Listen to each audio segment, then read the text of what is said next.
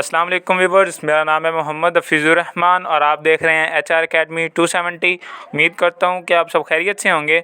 जैसा कि आप जानते हैं कि हमने BS मैथ सेकंड सेमेस्टर की जो पाक स्टडी है उसकी आउटलाइन जो है वो स्टार्ट की हुई है GC यूनिवर्सिटी फैसलाबाद के हिसाब से जो हमें मिली है। तो उसको हम जो है वो कंप्लीट करने की कोशिश कर रहे हैं। कुछ लेक्चर्स जो मैंने प्रीवियस रिकॉर्ड किए हैं वो उसकी प्लेलिस्ट जो है मैंने बना रखी है और वो मैं डिस्क्रिप्शन में ऐड कर दूंगा और इस वीडियो के लास्ट में भी आपको मिल जाएगी। आप जाके वहाँ से जितने भी आपके टॉपिक रहते हैं आप उनको जो है वो क्लियर कर सकते हैं। नेक्स्ट भी टॉपिक इंशाल्लाह जल्द जो है वो अपलोड हो जाएंगे। तो चैनल के साथ बने रहें, इसको सब्सक्राइब करें और अपने दोस्तों के साथ भी शेयर करें। शुक्रिया। तो स्टार्ट करते हैं। Rational interpretation of Islam by sir Syed Ahmad Khan. जो इस्लाम की रैशनल इंटरप्रिटेशन की, अब यहाँ पे लफ्ज़ है रैशनल इंटरप्रिटेशन, इसका मतलब है कि इस्लाम की वजाहत करना अक़ली तशरीह, यानी अक़ली तशरीह कह लो, ठीक है, अक़ल से इस्लाम की वजाहत करना अक़ल से, यानी अक़ली तशरीह जो इस्लाम की है उसको कहते हैं रैशनल इंटरप्रिटेशन ऑफ इस्लाम, ठीक है।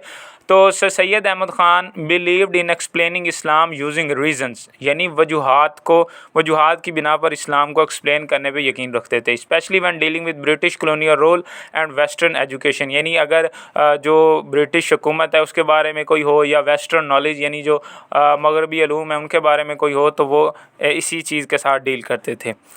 His main idea and contribution can be summarised as follows. इनकी जो मेन कंट्रीब्यूशंस हैं या जो इनके नज़रियात हैं उनको हम जो है मुख्तसर तौर पे आगे पढ़ते हैं, ठीक है। तो इससे पहले अगर आपने मेरे चैनल को सब्सक्राइब नहीं किया तो सबसे पहले आपने चैनल को सब्सक्राइब कर लेना है और अपने दोस्तों के साथ भी शेयर करना है ताकि वो भी जो है वो इससे फ़ायदा उठा सकें, ठीक है। तो रैशनल इंटरप्रिटेशन का मतलब आपको समझ आ गया होगा। मतलब सिर्फ ये है कि इस्लाम की अक़ली तशरीह, यानी सर सैयद अहमद ख़ान का ये नज़रिया था कि इस्लाम को यानी जो भी इस्लाम के वाक़यात हैं, जो इस्लाम में अहकामात हैं, जितने भी जो अहादीस वगैरह हैं उनको या कुरान मजीद के जो आयात हैं उनको उनके यानी बैकग्राउंड, यानी वो किस वक्त जो है वो नाजिल हुई, यानी वो क्या वजूहात थी जिसकी बिना पर ये ऐसा हुक्म आया, वो सारी चीज़ें यानी वो लेके साथ चलते थे, ठीक है। तो ये कुछ इस तरह का उनका नज़रिया था। तो स्टार्ट करते हैं, बाकी भी इनके पॉइंट्स जो हैं वो देखते हैं क्या क्या इसमें आते हैं। रैशनल इंटरप्रिटेशन ऑफ इस्लाम, इसके जितने भी पॉइंट्स हैं वो यहाँ पे मैं लिख देता हूँ और नेक्स्ट जो है वो मैं इनको एक्सप्लेन कर दूँगा। सबसे पहले इन्होंने जो है वो एम्फसाइज़ किया मॉडर्न एजुकेशन पे, रिलीजियस एक्सट्रीमिस्ट को रिजेक्शन किया, एडवोकेसी की, सोशल रिफॉर्म्स की और इस्लामिक टेक्स्ट की इंटरप्रिटेशन यानी अक़ली तशरीह, रिलीजियस टॉलरेंस एंड यूनिटी और मजहबी जो है बुर्दबारी और इत्तेहाद का सबक दिया। तो ये चंद एक पॉइंट है, इन्हीं को आज हमने जो है वो एक्सप्लेन करना है और शॉर्ट लेके हम चलेंगे इसको। सबसे पहला पॉइंट हमारे पास है एम्फसाइज ऑन मॉडर्न एजुकेशन। तो सैयद अहमद ख़ान ने जो मॉडर्न एजुकेशन है, जदीद तालीम है, उस पर बहुत ज़्यादा ज़ोर दिया, उसको एम्फसाइज़ किया कि ये लाजमी तौर पे जो है वो मुसलमानों को हासिल करनी चाहिए ताकि माशरे में कम्पीट कर सकें, ठीक है। तो इसके बारे में जो मैंने लिखा है वो बहुत आसान लिखा है, देखें। Sir Syed Ahmad Khan thought it was important for Muslims to learn modern education and science, ठीक है। जो बात मैंने भी बताई है ये उसको मैंने यहाँ पे आसान अल्फाज में लिखा है। उसके बाद he said Muslim should study not only religious books but also subjects like science, math and English literature. यानी उसका कहना था कि मुसलमानों को ना सिर्फ जो मजहबी किताबें हैं उनको पढ़ना चाहिए लेकिन इसके साथ जो मुख्तलिफ सब्जेक्ट हैं, साइंस हो गया, मैथ हो गया, उसके बाद इंग्लिश लिटरेचर हो गया, इनको भी जो है वो लाजमी तौर पे पढ़ना चाहिए, ठीक है। उसके बाद he believed this would help Muslims become more powerful through education and be able to compete well in a world that was changing quickly. इसका यकीन था कि मुसलमान जो है जो इससे जो है वो ज़्यादा ताकतवर होंगे एजुकेशन से और काबिल बन जाएंगे, जो ये दुनिया बहुत जल्दी से चेंज हो रही है उसके साथ कम्पीट करने के काबिल हो जाएंगे, ठीक है। तो ये उसकी सोच थी। जैसे कि कुछ मजहबी स्कॉलर थे, वो उनका ख्याल था कि सिर्फ़ और सिर्फ जो है मुसलमानों को दीनी तालीम लेनी चाहिए, ये जो तालीम है ये अंग्रेज़ों की तालीम है, इसको नहीं हासिल करना चाहिए। लेकिन सैयद अहमद ख़ान ने कहा कि नहीं, ये वक्त की ज़रूरत है, तो आपको ये करना होगा, साइंस के सब्जेक्ट भी साथ लेके चलने होंगे। नेक्स्ट पॉइंट हमारे पास है रिजेक्शन ऑफ रिलीजियस एक्सट्रीमिज़म।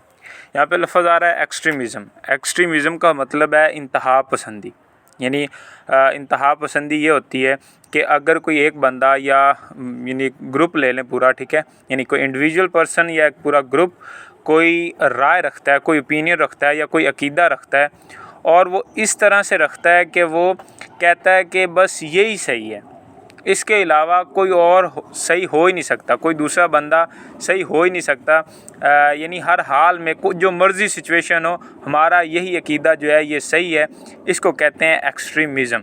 ठीक है, समझ आइए इस बात की। एक्सट्रीमिज़म क्या होती है? तो रिलीजियस एक्सट्रीमिज़म क्या होगी कि हम कोई मजहबी अकीदा बनाएं, ठीक है, तो हम इस तरह से उसको रखें कि जो मर्ज़ी हाल हो, ठीक है, जो मर्ज़ी सिचुएशन हो, लेकिन ये हमारा जो मजहबी अकीदा है यही सही है, जो हमने अकीदा बना लिया है यही सही है। तो ये जो होता है इसको कहते हैं रिलीजियस एक्सट्रीमिज़म। तो इसकी सर सैयद अहमद ख़ान ने रिजेक्शन की। उसने कहा कि ये ऐसा नहीं होना चाहिए, इसका इनकार किया और कहा कि जो सिचुएशन है उसको समझना चाहिए, यानी सिचुएशन के हिसाब से हो सकता है कि जो दूसरे मज़हब के लोग हैं हो सकता है कि वो भी किसी न किसी तरह जो है वो हक़ पे हों।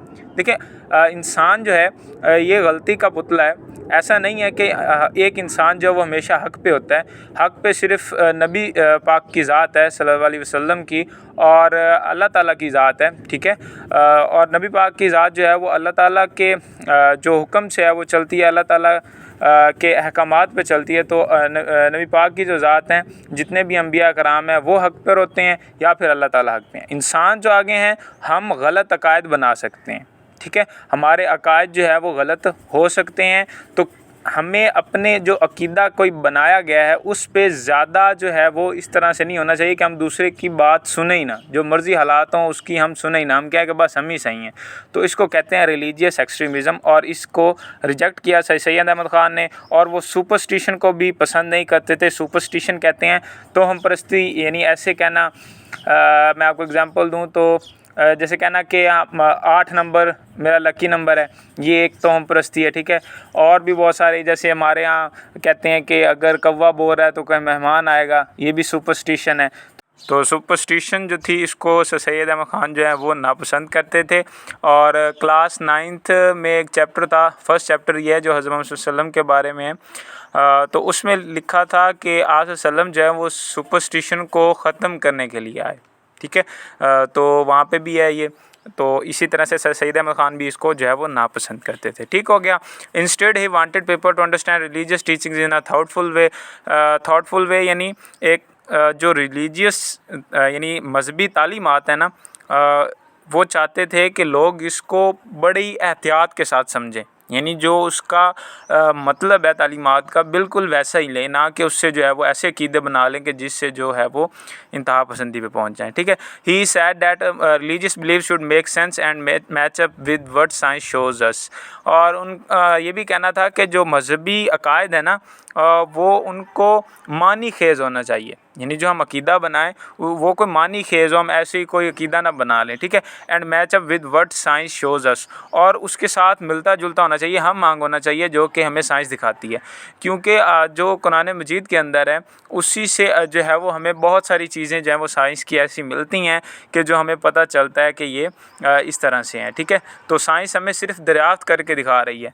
तो अल्लाह ताला ने तो ये सारी चीज़ें बनाई हैं, तो ऐसा कैसे हो सकता है कि जो चीज़ साइंस दरियाफ्त करे और अल्लाह ताला जो बयान करें वो उसके दोनों चीज़ों में कोई ना कोई मुखालफत हो? ऐसा नहीं हो सकता, ठीक है। तो हमारे जो है वो उसको समझने में, जो साइंस का कंसेप्ट है उसको समझने में, या जो हमारा जो रिलीजियस टीचिंग है, जो तालीमात हैं उसके समझने में कोई हमें फ़र्क लगता है, इस वजह से ये हम आहंग नहीं हो पाती। तो ऐसे अक़ीदे भी नहीं बनाने चाहिए जो इस तरह से हम आहंगी ना रखते हैं। ये सैयद अहमद ख़ान का कहना था, ठीक हो गया। इससे बहुत सारी उनको जो है वो दूसरी मुखालफत का भी सामना करना पड़ा, बहुत तनकीद भी हुई इन पे, ठीक है।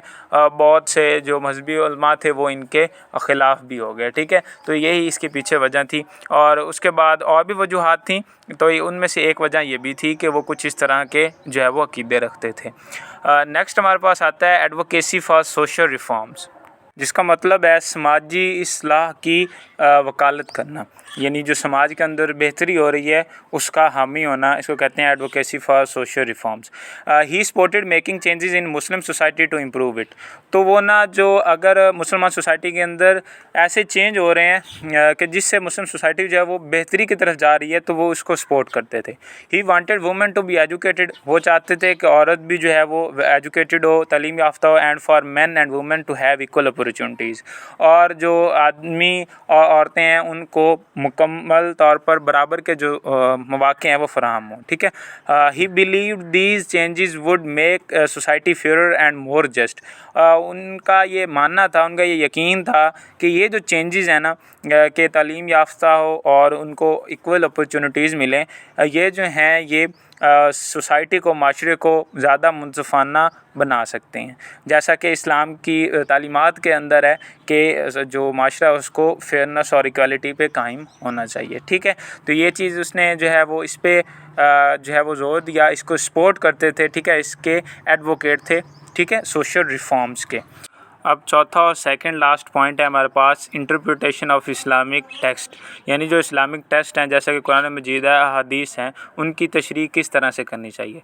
तो सैयद अहमद ख़ान का ये ख्याल था कि जो इस्लामिक टेक्स्ट हैं उनकी तशरीह वो जिस वक्त नाजिल हुए या जिस जगह पे, यानी वो कैसी सिचुएशन थी, जिस जगह पे वो नाजिल हुए, तो उनके हिसाब से उनको समझना चाहिए।